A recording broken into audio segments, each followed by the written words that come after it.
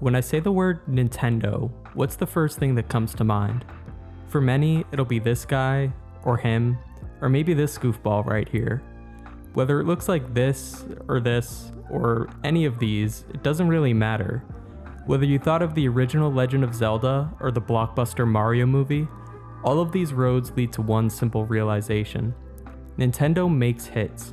One of the most successful game development studios to ever let us kiss the ring, the legacy of influential Nintendo IPs runs deep. But behind this Hall of Fame Dream Team lineup lies a vast graveyard of figures once beloved and long forgotten. These are our Ice Climbers, Golden Suns, Mothers, and Kid Icaruses. To put it straight, Nintendo has lost more than most developers could ever hope to gain. All this is to say, Nintendo isn't afraid to kill a franchise.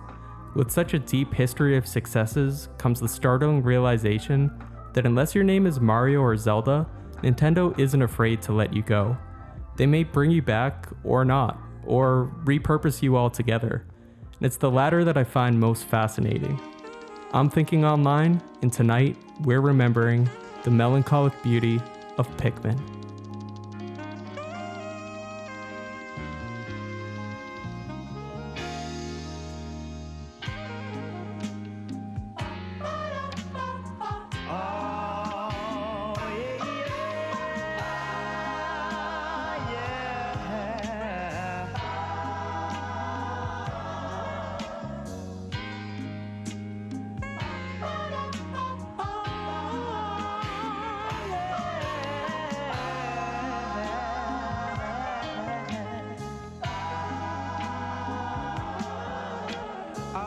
This morning with peaceful visions of you.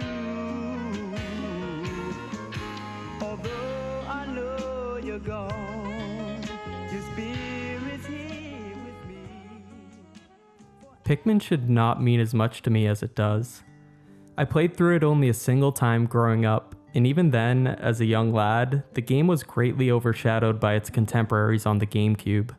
I was far more drawn to the adrenaline of Melee, the flamboyance of Sunshine, the adventurous heart of the Wind Waker, and the absurd coolness of the Sonic Adventure series, pouring hundreds of collective hours into these titles and cherishing their memories through my life. And yet, when I reflect on the games I was most fond of throughout my childhood, it's impossible for me to say that Pikmin wasn't one of them. It's difficult to articulate and was even more so back then, but I always felt as though Pikmin was communicating a certain meta-narrative, a something, a deeper, more nuanced message beneath the veneer of adorable miniature men and delightfully tiny creatures. A piece of my young mind understood that this game had something important to teach me, a certain something about nature and its awe-inspiring and terrifying aspects, about the finitude of life and an awareness of our limited time to experience its wonders, about immersion in the majestic nature of being through the lens of tiny human creatures, and importantly, what it means to open your heart to strange beings in a distant land. Pikmin, a game whose very existence was so incredibly unlikely, had planted the seeds somewhere in my young, impressionable mind. These certain somethings to be discovered would stay with me and continue to flourish for decades to come. And now, over 20 years after its release, a little bit older, a little bit wiser, these themes have become much clearer to me, so I'm here tonight to take a look back on it all. Pikmin began its life in the unlikeliest of places. The year was 2000, we survived the Y2K apocalypse, MP3 players were the new kids on the block. Hell, remember hit clips? Culture was edgy and futuristic. Linkin Park was still a thing, and we thought that this was okay. These were different times, they were hopeful times. In the world of arts and entertainments, we hadn't established photorealistic standards of visual fidelity. It was kind of okay for games to just look like this. And this was sort of a magical time to exist, because every incremental improvement we made was a really big deal. Moving camera? Wow. Pre-rendered backgrounds? Wow. Remember how realistic we thought Hyrule Field was back in the day? And now, at the turn of the century, we were ready to experience yet another quantum leap forward in our technological capabilities. A whole era of unforeseen possibilities just on the horizon. Enter Space World 2000, Nintendo's hallmark trade show where Super Mario 128 was revealed for the very first time. This tech demo was used to show off the GameCube's ability to render several dozen characters on screen at once. And while it may look a bit deranged today, this was a really big deal back at the turn of the millennia, and it was this very demo that would eventually live on to become the vital substance of Pikmin. Now, while experimenting with their newfound technological heights, Miyamoto came up with the concept of a God game. This game would feature the player as God, looking over two humans, aptly named Adam and Eve. These humans would develop by themselves and multiply over time, guided by the player's decisions. And though this sounds interesting conceptually, this game lacked any substantial gameplay loop, and the team eventually hit a wall in its development. But then, Miyamoto, the genius behind The Legend of Zelda, Super Mario, and so many other legendary series, now in his midlife years, spent one fateful afternoon in his garden. Here he saw an orchestrated line of ants marching past his feet, off into the grass carrying leaves back to their nest. He then imagined, if even for a moment, what that scene might look like if they were tiny people, stating in a recent interview with The Telegraph, "Ants, as you know, always have a leader and tend to be carrying things, and as they move, they create a kind of rail." And I started thinking about a game about lots of small people carrying things in a line, following a leader, with everyone going in the same direction. When we think about video games, we always have the idea of a start and a goal, and it's like a race between individual players, who can make it and who won't. And I thought, why does it have to be a competition? Why can't everyone just move together in the same direction, carrying things as a team? Who made these rules in the first place anyway? And I think that this quote right here perfectly encapsulates what makes Pikmin so special to those of us who know it.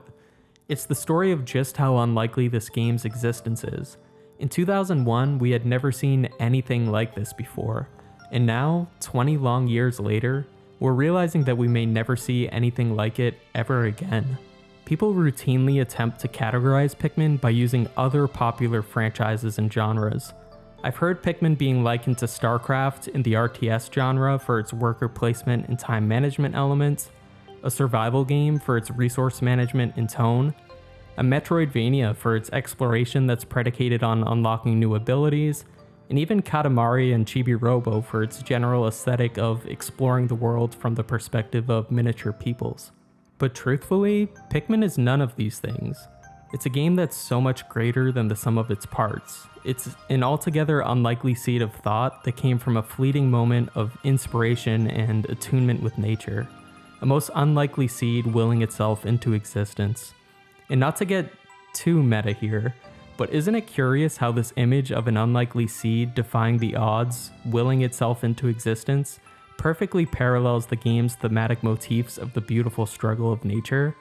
I believe this is what has endeared people to Pikmin so much and has left such a tremendous impression after all these years. For Pikmin is ultimately a story about finding your place in a foreign world that is at once hostile and magnificent.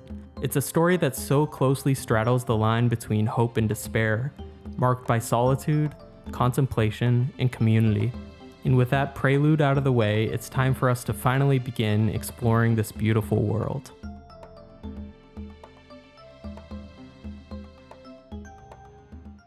Our adventure opens in a similar fashion to other sci-fi adventures of the time. A still shot lingering for a few seconds prior to the coolest spacecraft you've ever seen warp driving into frame. And I want you to notice how penetratingly cold and indifferent this music is. It aptly portrays the uncaring, entropic nature of space. And since this is a Nintendo game, we don't waste any time establishing the plot. We're immediately struck by a meteor panning from the left side of the screen, and I love how music is used to tell the story here. As soon as the meteor makes contact with our ship, a jazz transition cues in to introduce a catastrophic musical tone, and our beautiful ship begins free-falling through the vast ocean of space, being set ablaze, igniting into an inferno of devastating beauty. Our ship now evocative of depictions of the fabled meteor that hit our planet 66 million years ago, bringing widespread destruction and demise. Our beautiful vessel frays into dozens of pieces as we approach the planet's atmosphere, casting a radiant shower of fiery light over a world cast in shadow. Whether by fate or chance, The established natural order of this world has been irrevocably altered by our presence, and this is symbolically portrayed through the casting of fire across a darkened world, the element of fire being associated with the great Promethean myth, representing a radical change in consciousness towards enlightenment, devastation, or both. Now juxtapose the severity of our crash and descent to this very first scene on the planet. We've traded our cymbal crashes for playfully ascending arpeggios, setting a joyous and warm tone, and this tone is reflected in the world itself. We just so happen to land on a planet that not only sustains life, but is capable of generating a lush forest biome. How nice! And contrast the music and hopeful environment to Olimar's first thoughts when confronting his decimated ship. Our beloved pilot is alerted that despite its graceful appearances, this planet's environment is highly poisonous to him, and that his life support systems can only sustain him for a mere 30 days. And instead of panicking like any reasonable person would, my man just decides to not think about it. And now within the first 30 seconds of being on this planet, we make two substantial discoveries. A seemingly organic red alien vessel and an organic life form that inhabits the planet. He names these two entities the Onion and Pikmin respectively, for their similarities to known objects from his homeworld. And this is surprisingly in keeping with the traditions of scientific discovery, where scientists often name their findings in a very tongue-in-cheek manner. Take for instance the bacteria Salmonella, being named after Daniel Elmer Salmon, a scientist of veterinary medicine whose lab the discovery took place in. Or the sloth, named bluntly after its sinfully leisurely lifestyle. The blobfish, named for its, well, you guessed it. Or how about the Sonic Hedgehog gene, discovered in Drosophila fruit fly research, named aptly after our beloved blue blur for the gene's tendency to produce embryos with a spiky appearance. And the list goes on. This won't be the last time we see Pikmin parallel real-world traditions of scientific discovery.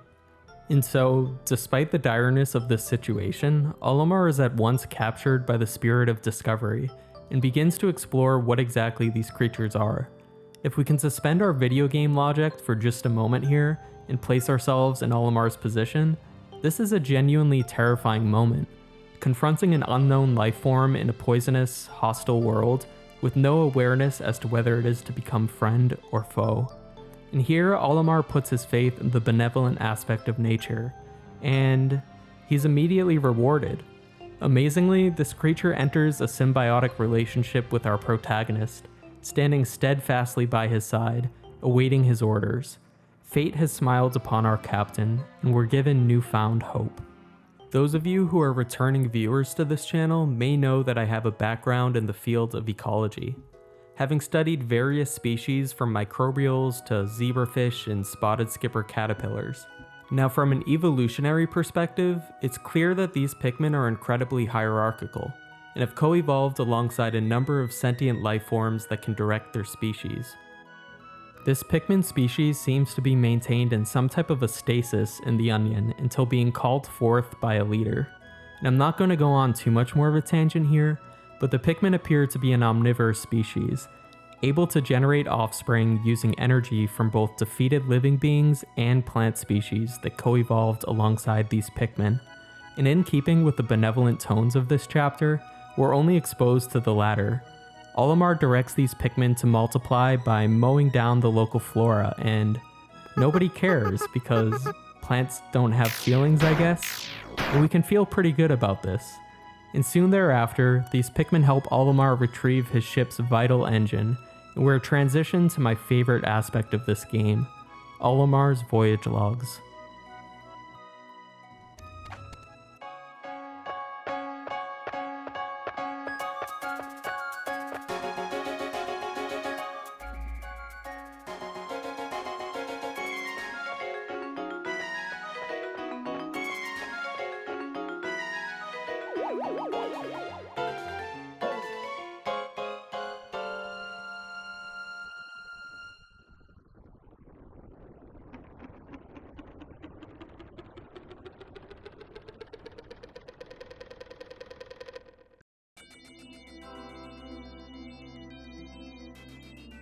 I have somehow managed to launch the dolphin, but I was surprised to see the onion lift off with me. Perhaps the Pikmin could not survive overnight on the planet's surface, or have they merely decided to join me for other reasons? Either way, it seems they will help me again tomorrow. The dolphin is missing 29 parts. If I can't recover them all, I may never return home to my family on planet Hakatate. Analysis shows life support systems will function for only 29 more days. How can I repair my dolphin in such a short time? A dense forest is visible on the surface below. As it holds the key to my survival, I name it the Forest of Hope. I explore it tomorrow. Olimar departs from the planet's surface, ready to say farewell to these creatures forever, and is immediately surprised to see them follow him up into the atmosphere. Up to this point, the game has been very Disney Pixar, with an incredibly playful and uplifting tone. The Pikmin have unfailingly followed Olimar and offered him a newfound hope. From the moment we met the Pikmin, there's been no conflict, no threat, no risk. But this, we know, is a rather one-sided experience of nature, one that is destined to be very short-lived. Olimar intuitively understands that his return home is not promised, and that his life still hangs in the balance, yet he cannot help softening his heart to hope. And as such, we head to the world's first explorable region, the aptly titled Forest of Hope. And I believe that this area map is where the game's narrative begins in earnest. Having crash-landed in a foreign world, our life hangs in the balance, and yet we can't help being overcome by a sense of curiosity and wonder. Of all places to be deserted, we just so happen to exist in a world with fully developed biomes, oceans, cascading rays of golden sunlight, dark and mysterious islands, and just listen to the music we're greeted with.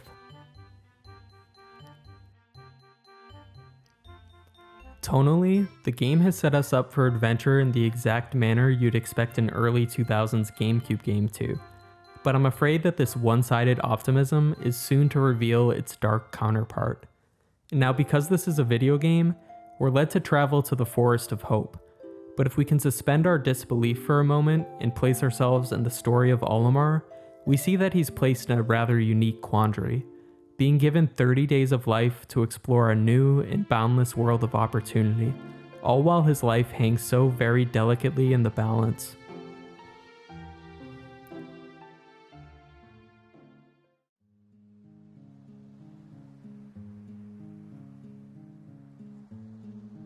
I've often reflected on what it would be like to know the exact date of your death. And look, I promise that this is still about Pikmin. Now, would a keen awareness of the finitude of our existence be liberating or oppressive? If you knew that tomorrow would be your last day, would it somehow become imbued with a heightened sense of purpose?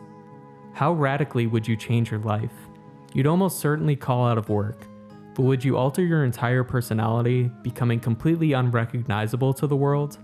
Would you wisp away into the woods, enjoying the quietude of nature? Or call every person you've ever had remote feelings for and engage in a marathon of tell-all heart-to-hearts?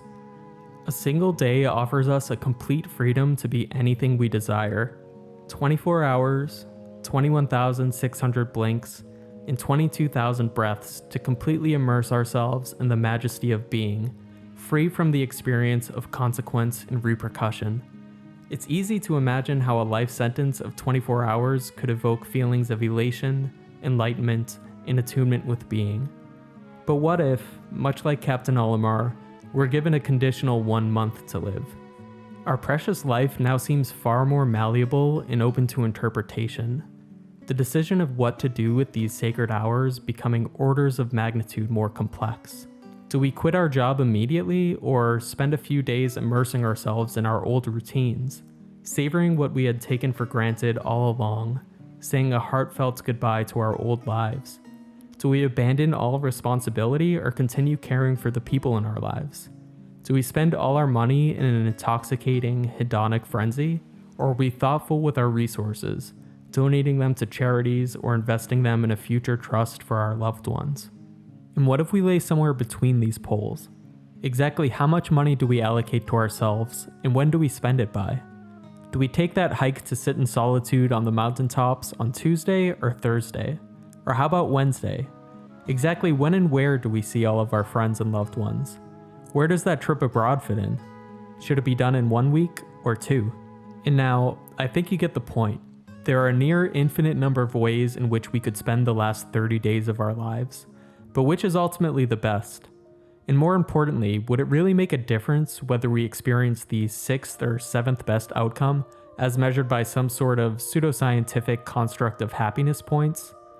You see, when we fixate on these micro decisions, we stand to risk losing everything by being drawn away from the present experience towards the realm of thought. We've all experienced this, and perhaps on a daily basis, this profoundly unpleasant experience of being stuck in our thoughts between two worlds. In a world of infinite possibility, we must constantly sacrifice potential futures with each decision we make. And no matter which path we take, we will always lose something. But if we get stuck in the middle, we may just miss it all. And as we've seen, Pikmin wastes no time, immediately putting us into contention with the dire stakes of this situation. Each day becomes infinitely meaningful and imbued with purpose, as we're levied between the crushing pressures of utilizing the day properly and the desire to immerse oneself in the fleeting beauties of life in the natural world around us, the desire to drink every last drop of this precious gift of life. And what we experience throughout this journey is largely a reflection of our own inner states. The balance of opposing forces, on the one hand desiring to further our own existence and secure the future, and on the other hand desiring to just exist, to be at peace with the present and soak in the majesty of being. And Pikmin allows us to explore this quandary authentically. Many of us will blaze through the game, some speedrunners completing this task in a near paralyzing 50 minutes, while others will just sit in this world, immersing ourselves to the very last minute, enjoying every precious second of this experience, fully aware of its finite nature. And this is the brilliance of the calendar system in this game. We know exactly how much time we have left on this beautiful voyage, an entirely new, beautiful, and dangerous environment to explore, new creatures to befriend, protect, and lead, all with a devastating awareness that this isn't going to last forever, that our existence in this space is impermanent. The friends we make and the worlds we explore are not going to be with us forever. We find that this subtle, pervasive thread of sadness is woven like a leitmotif through all of the game's themes, particularly in its exploration of ecology and the natural world.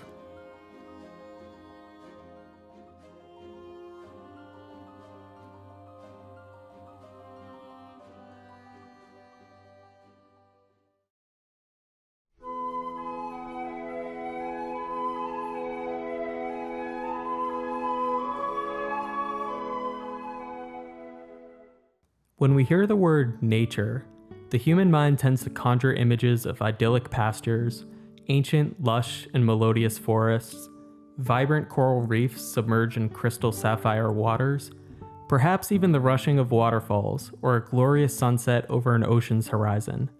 As modern beings grow increasingly dependent on technology, we long to reconnect with nature's embrace, often personifying the natural world as a great and benevolent mother. Our extended absences make us grow ever so fonder, feeling refreshed by even the briefest escapes from our urban environments, glorifying the rejuvenating, restorative elements of nature. Psychologically, this is a natural response to the one-sided development of consciousness that has occurred in a post-industrial world.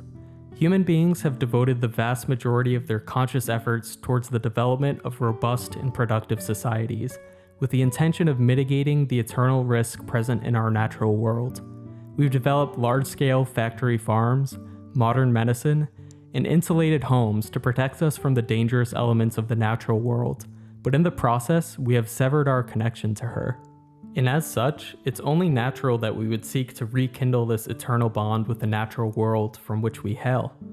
Yet, this has left us with a dangerously one-sided and unconsidered perspective that sees the spirit of nature as a solely benevolent one, rejuvenating, healing, inspiring in her gaze, but every light must cast its shadow.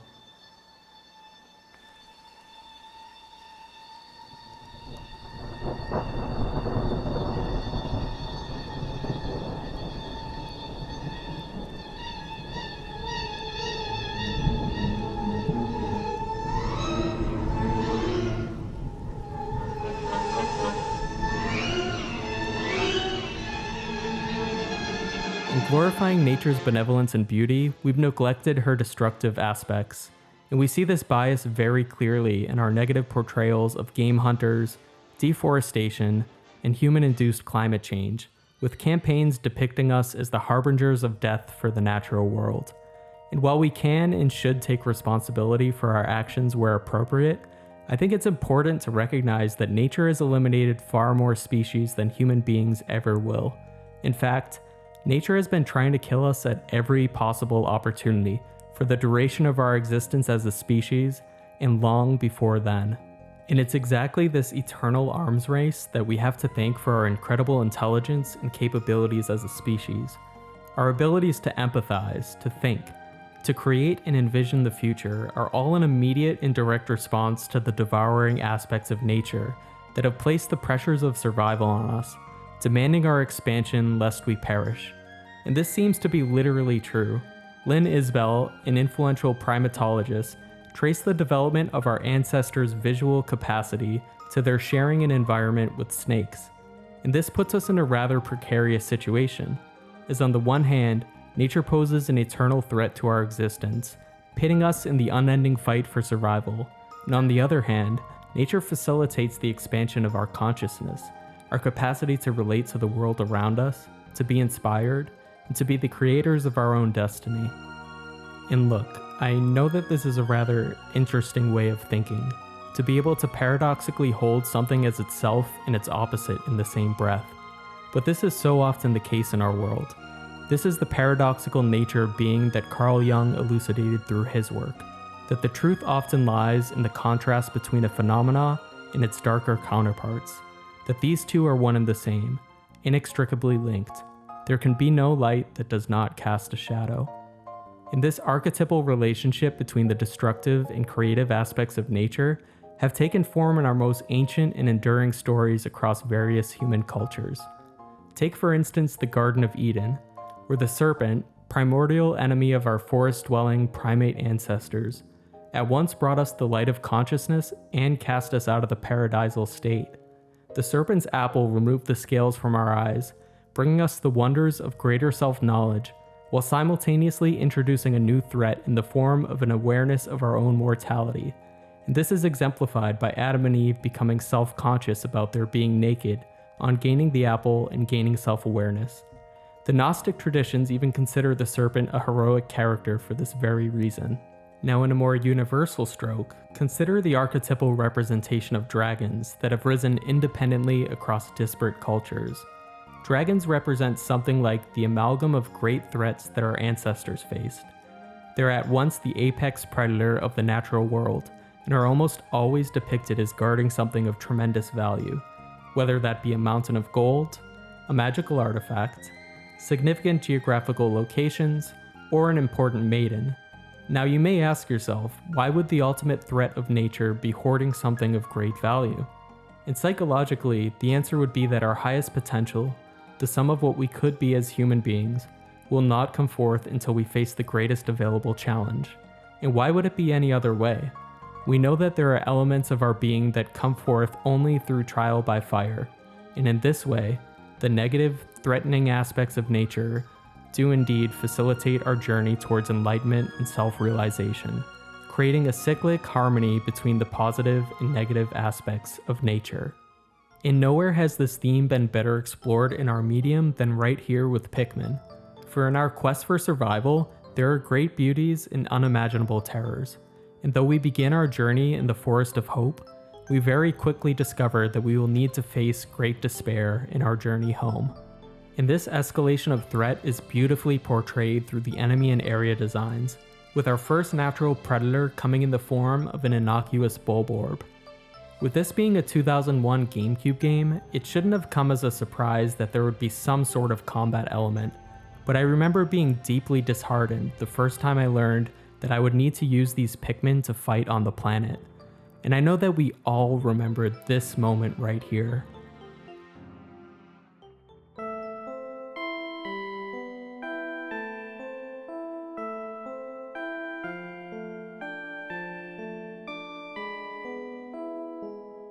That sinking feeling in your stomach when you lost your first Pikmin.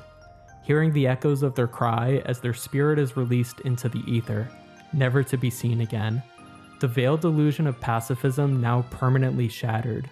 This experience is no longer a peaceful and harmonious romp through nature, but now a sprawling proving grounds for the proverbial survival of the fittest.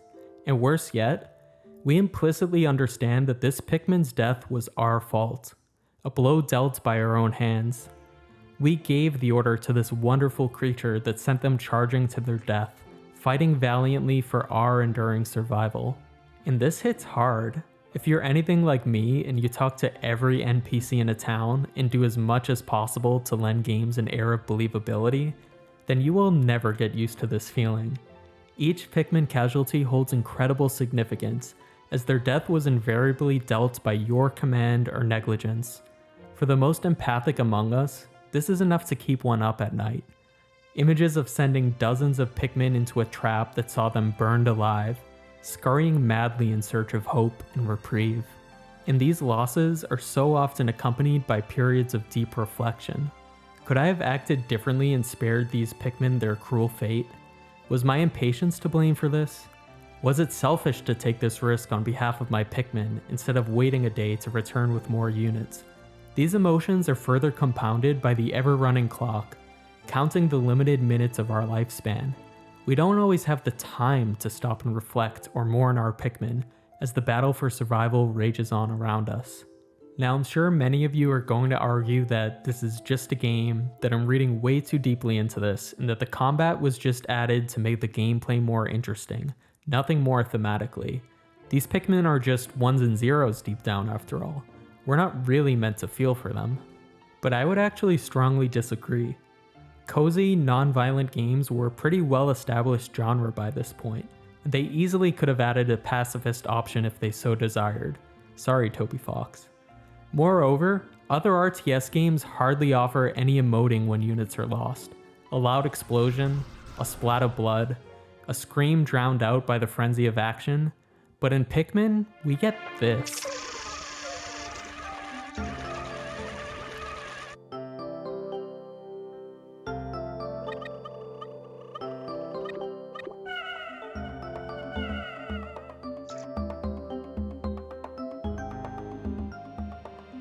And we know that Olimar himself shares in our dismay, as here's what he writes in the event that we lose all of our Pikmin.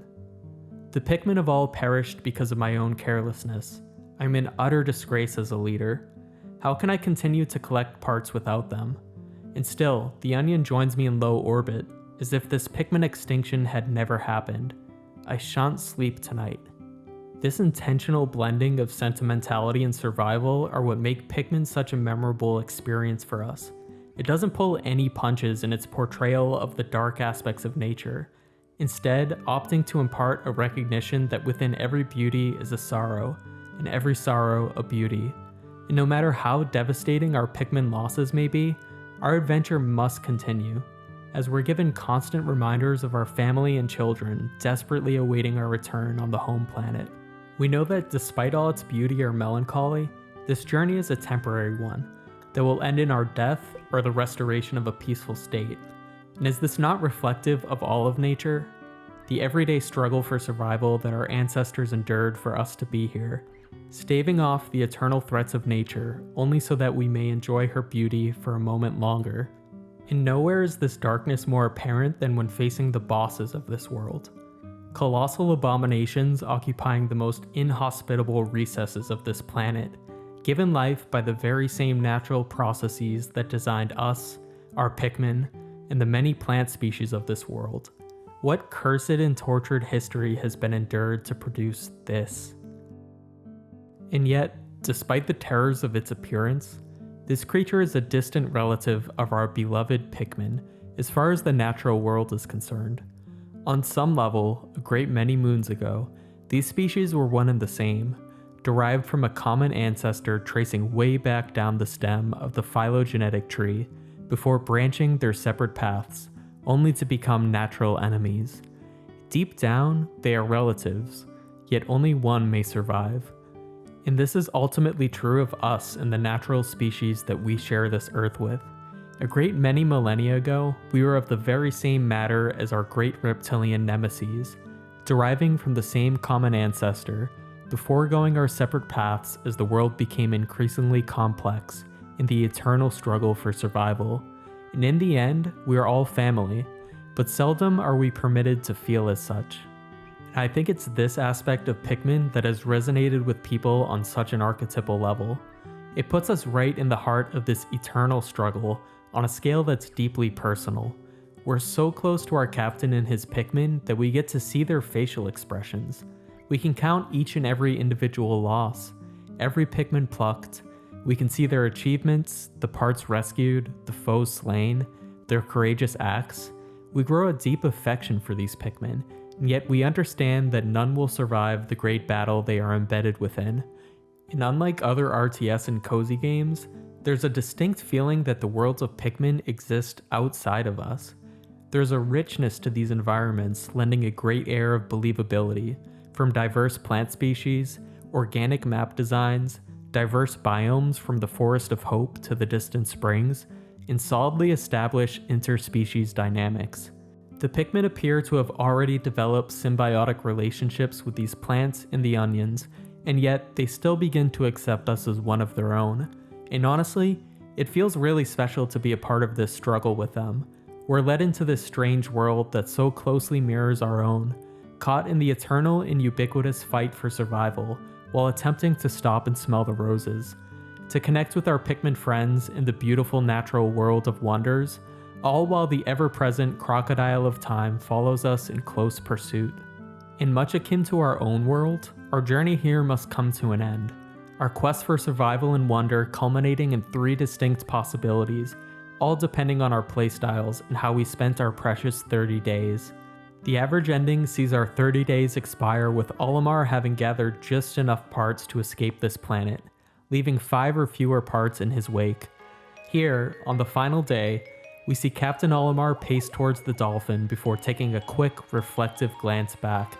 Olimar enters the cockpit and departs the planet while 3 Pikmin gaze into the sky with a great curiosity, reflecting on their strange adventure together. Ending 2, the bad ending, takes place when Olimar fails to retrieve at least 25 parts. Realizing that time is up, he attempts to lift off only for his engine to explode, his ship crashing and laying in waste on the strange planet's surface. The Pikmin carry his unconscious body to the onion and...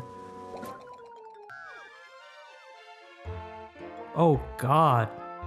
And of course, the best ending occurs when we've collected all 30 parts.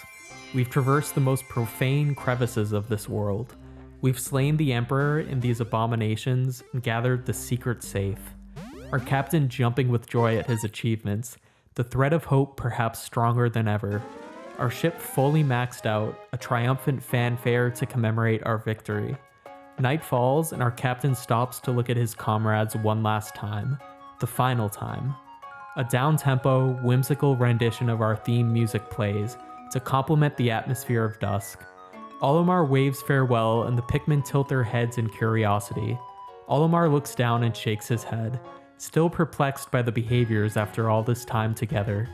He boards the dolphin and lifts off successfully, Pikmin autonomously attacking a Bulborb on the planet's surface. A proud moment indeed. Our ship takes flight through eternal space only for a myriad of unforeseen Pikmin species to follow us into the atmosphere, taking one last look at this mysterious phenomenon. But I'm afraid that this is the closest we will ever be again. Our time together has finally come to an end, as we see our captain stare longingly into the darkness of space, unsure of what lies in wake, hopeful for his return home.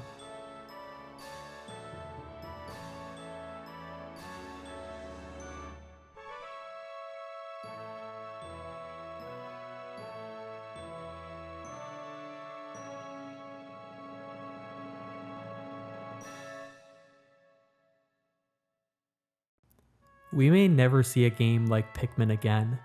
A game so honest and ambitious in its narrative, a game that sought to bring us closer to our own natural world by having us look through the lens of another. It's a game that holds humor, whimsy, and pensive reflection at once. a game that's not afraid to let us fail, to allow us to miss some of this world's secrets and splendor.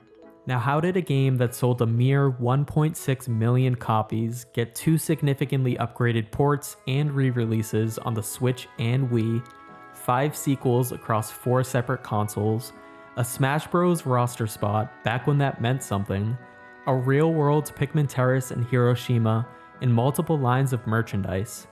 To put into perspective how perplexing this is, the Brain Age game has sold 3 times as well across its lifetime as all Pikmin entries combined.